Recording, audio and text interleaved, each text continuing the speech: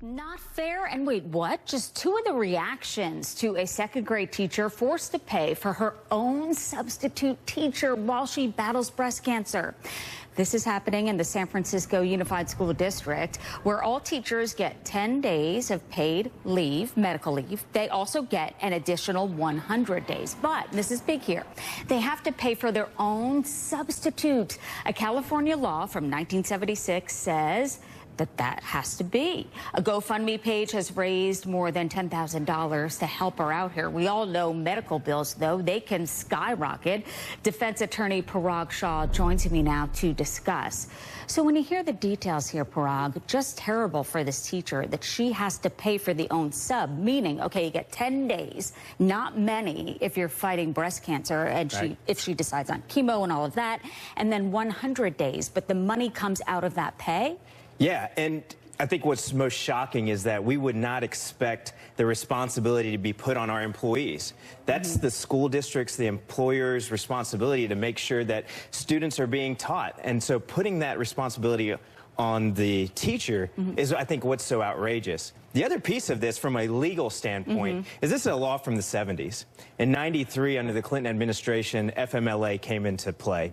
And FMLA is the Family Medical Leave Act, which means that you get unpaid leave for a situation like this. But most people have disability insurance that helps them cushion their circumstances. Yeah, like teachers aren't strapped enough. And so in California, the teachers don't get to get into the disability insurance of the state. So they don't have that cushion. So their options are so limited. An official in that unified school district was saying, look, we're already, I think he used the term starving in terms of how much money they have and what they can give.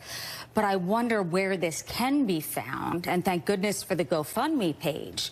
But you feel for this woman already giving herself to the students, meaning the salaries aren't that much. We all know that. Right.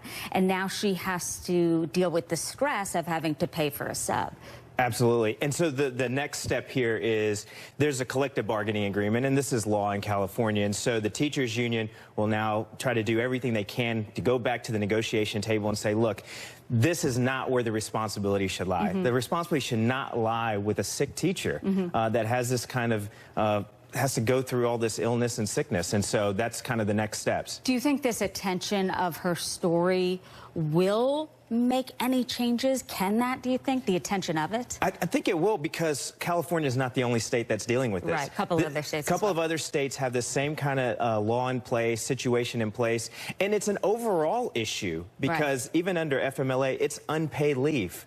And, you know, most people, I don't know about many Americans, but we're all living paycheck to paycheck, and a sickness like this can really debilitate us, and we need more protections so that, you know, we can care for our family, and ourselves, deal with and the our stress health. of the illness, not the stress of I have to pay for another teacher. Right.